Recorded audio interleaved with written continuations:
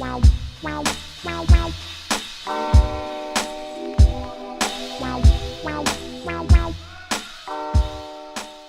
this new lesson, we will continue the modeling process of our house. Let's start. First of all, I'm gonna use the selection I've created earlier with my planes. I'm gonna select them and I'm gonna hide them. Alright, now I have some references of garage doors that I've downloaded from the internet, and as you can see, they have some details in this area and some details here, and some vertical stripes in this area, and the actual garage door from our house is pretty similar. Alright, let's do it. So I'm gonna need only this volume.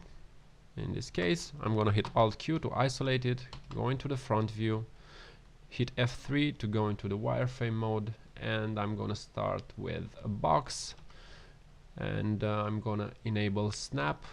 So by the way, I'm working with 2.5 points in snaps, and if you right click here, I have only vertex enabled, and in the options I use axis constraint enabled. Alright, so with the snap enable, I'm gonna drag a box roughly this size, pull it upwards, right click to end the command, and convert it to an editable poly straight away. Press S again to exit the snap, and go into the polygon mode by hitting 4 on the keyboard and just drag that back. I'm gonna go into the front view and adjust it again. Alright, this looks pretty fine. Next thing, let's see. Okay, I can apply a symmetry to this garage door because it's symmetrical, so I'm gonna model only half. So I'm gonna add a connect, and afterwards I'm gonna put a symmetry where it is, symmetry. Okay, I want to be symmetric on the middle. Let me see. I can enable snap right now while I'm moving the mirror axis, and I want to put the mirror axis right here. Perfect. Okay, great. Now let's do a vertical connect. Select these edges, hit Ctrl T if you have that shortcut. If not, go into the panel right here and select the connect. Actually, I'm gonna delete the connect, Ctrl backspace, and I'm gonna do an inset because it's easier. So select these edges, inset these polygons, inset about 5 centimeters, I believe. Alright, now I'm gonna select this bottom polygons and delete them. I don't need them. Select these vertices, go into the front view, and make them planar. Alright, move them down once again, and now let me see, I'm gonna bridge these. I'm gonna delete this one. Okay, and now let's add a little bit of detail. So we're gonna do that very fast. Just do an inset here, maybe something like that. I'm gonna extrude it just a little bit. Alright, do another inset. I'm gonna extrude it inwards the same amount. Alright, and I think this should be okay. Actually, let's do one more inset like that, and now let's just move this a little bit outwards to add a little bit more detail. Great. Okay, now I can go into the front view again, go into the polygon mode, and I want to delete these bottoms polygons again because I don't need them, and then I want to make them planar again. This is great. Let's see. Okay, we've got another rim inside, so let's do that very quickly. I'm gonna go into the polygon, select this part, and just copy it like this. I'm gonna use the same part for the inside. Just move it a little bit back, and yeah, I think it's alright. You won't be able to tell that is the same part. And next thing, we want to add these verticals. So to do that, I'm going to exit the editable poly. I'm going to create a new box, just a random box right here. Okay, then I'm going to go into my object once again, and I am going to go into the editable poly and attach this box. Great, now I'm going to right click to end the command, go into the element mode and move the box in the position, something like that. Okay, now I'm gonna select this edge, shift click on the one close to it and do a connect with 5 edges. Great, let me see. Okay, now I'm gonna select these polygons and do an inset by group with let me see, 3 centimeters. Yeah, that looks alright. And I'm gonna pull them outwards a little bit. Okay, and then I'm gonna inset this again, this time maybe 1 centimeter, and I'm gonna extrude it in slightly, maybe minus 0.7. Great, now I'm gonna select these edges, so double click to select the, actually no, just simple click. I'm gonna select these front edges only, and I'm gonna do an extrude. So you can hit Ctrl E if you have that shortcut, if not, select the edges and hit extrude. So I want to extrude them inwards just a little bit, like so. Okay, this looks alright. Now go into the element mode, move the box in front, and I'm gonna delete the top part, the back part. I won't use that, and I think I have some geometry that's left here, but that won't show up either way. So I'm gonna pull this back now, go into the front view and adjust the bottom part that are not properly aligned. I'm going to enable snap. I'm going to pull this a little bit upwards and this to the right level. And now if I enable the symmetry, I have a garage door modeled pretty alright, I think. And that looks fine. I think there is one more detail that I haven't added yet, and it's the, let me see, it's a small handle right here in the middle of the door. So let's do that. I'm gonna just add a cylinder, go into the front view, and just with auto grid enabled, I'm gonna create a cylinder on the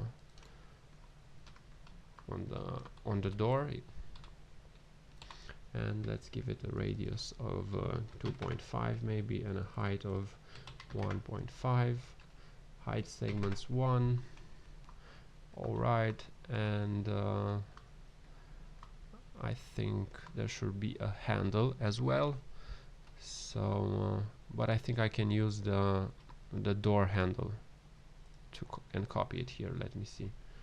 Yes, of course I can use it. I'm gonna select the door, go into the element mode by hitting 5 and shift drag to copy that.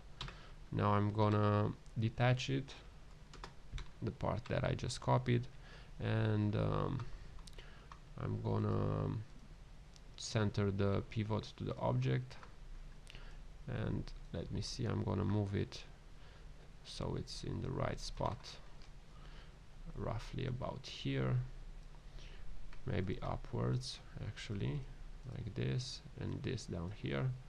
And I'm gonna put a symmetry modifier on it, symmetry flip, yeah, something like that. And convert it to an editable poly, attach the previous created cylinder, and I'm gonna use the cylinder once more. I'm gonna copy it here and just scale it a little bit, something like that, and push it inwards. And this I have to push inward as well. Alright, great. And before we exit this element, I want to chamfer these edges of the cylinder. So just select the polygons and hit and holding Control, click on the edge mode, and we'll select the edges automatically. Chamfer. Okay, so right there it selected the edges that were adjacent to the faces that I selected. So I have this face selected, I hold Control, and it selects the edges that are adjacent to that face. So if I select this face and hold Control and go to edge, it selects those edges. That's alright. Let's just center these a little bit more. And here I think we can delete the bottom, the back part, because that won't show up. And let's just add another inset, maybe like this, and maybe extrude it inwards a little bit, because this will be far from the camera, so you won't be able to tell what's there anyway. I can convert this to an editable poly now, and that's pretty much done. Let's continue with the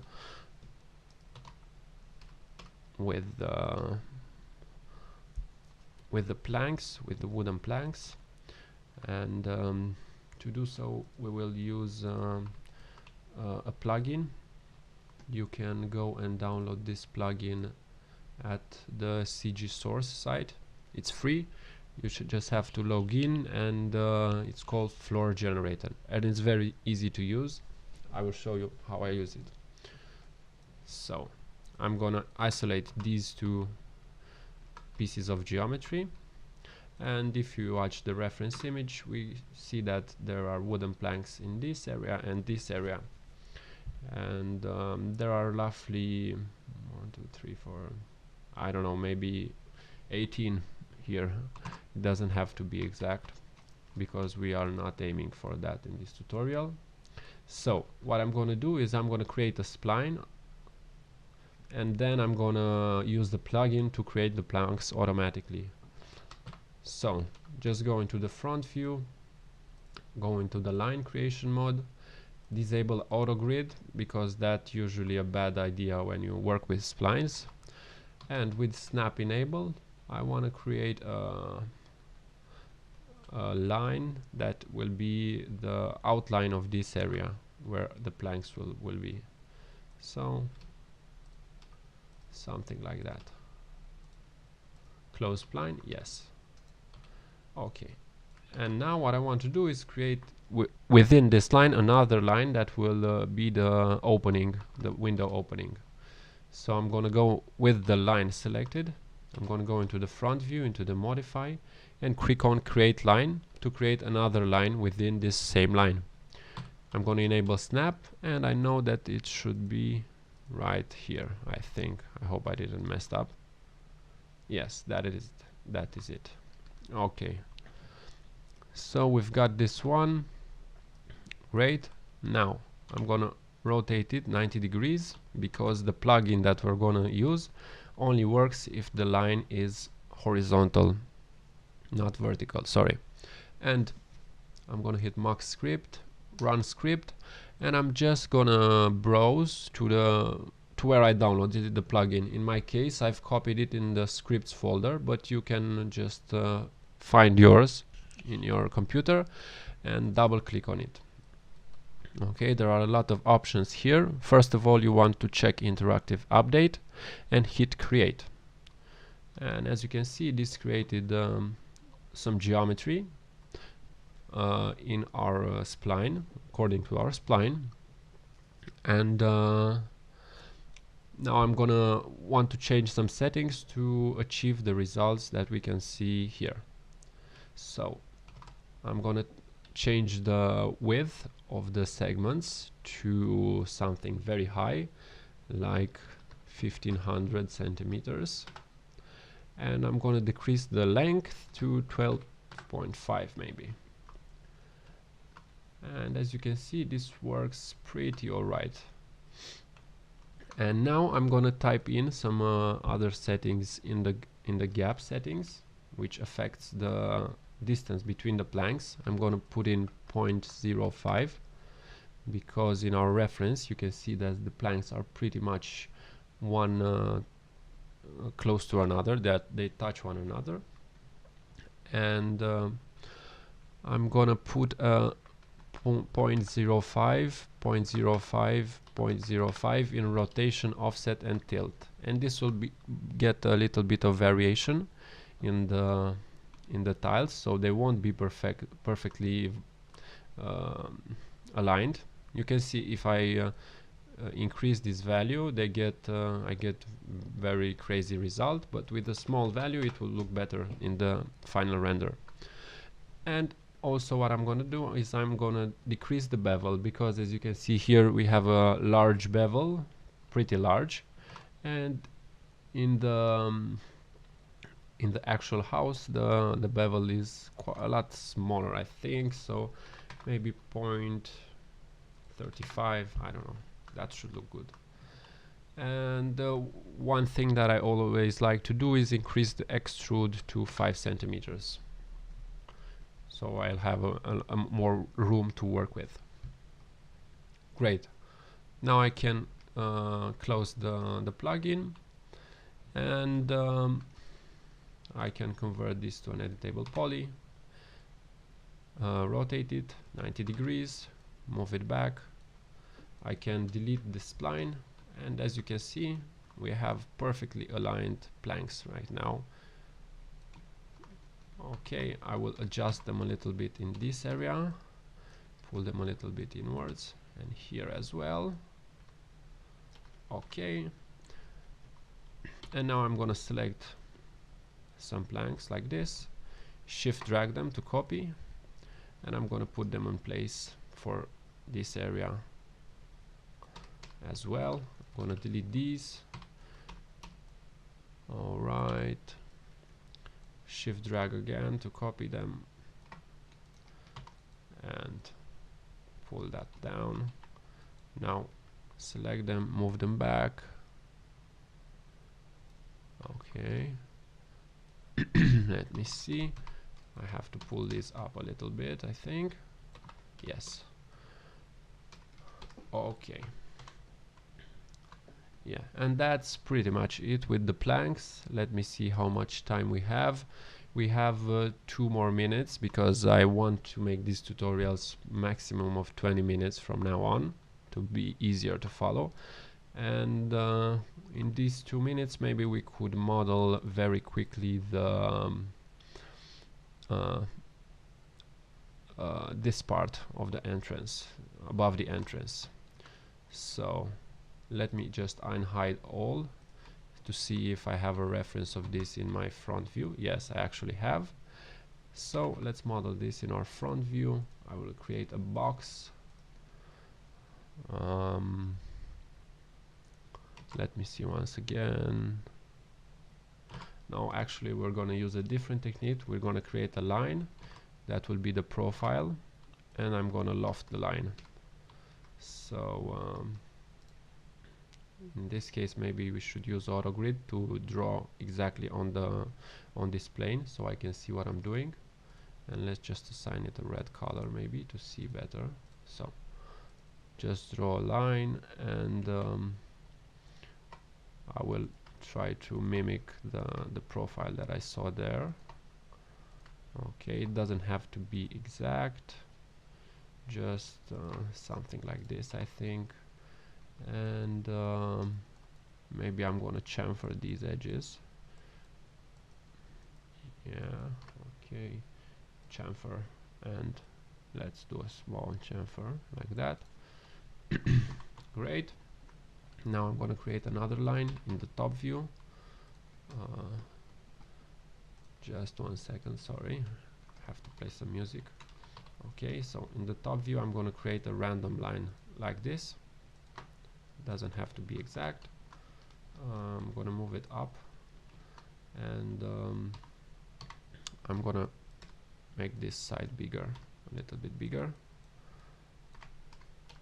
Okay, now I'm going to select the first line that I created, this one, go into the create, into the compound objects, and go to loft, and click on get path.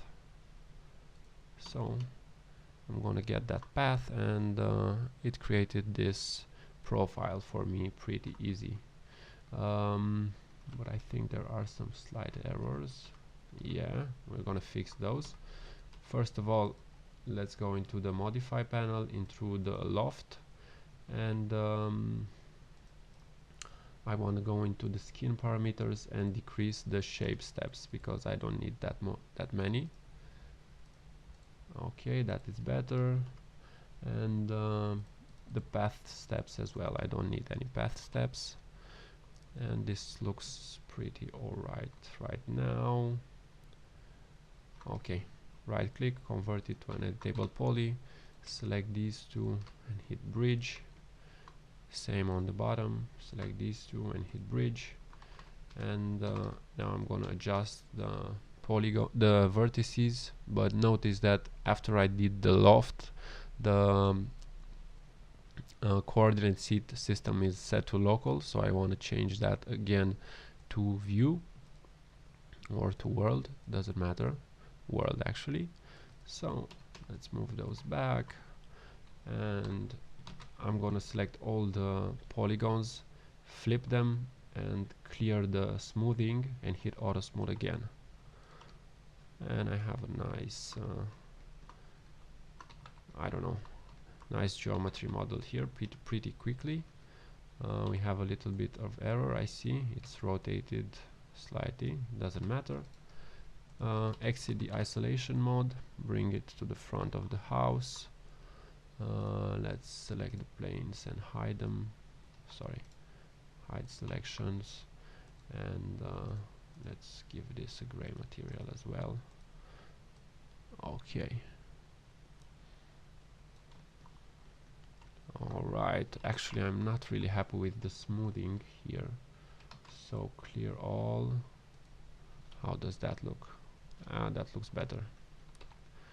Great, this is the end of our lessons, of our fourth lesson. I hope you liked it, and I think I will be back with another lesson next Monday.